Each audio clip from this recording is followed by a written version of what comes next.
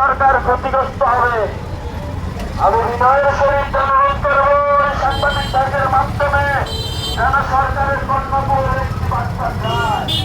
এই যে লাভবান হবে সরকার,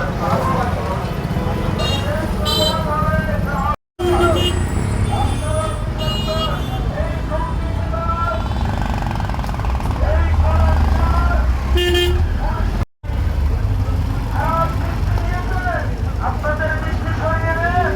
এদের ভালো বন্ধুদের হাতে ব্যাংকটা এখানে দিন, ব্যাংকটা যেন তার আপন গতিতে চলতে পারে।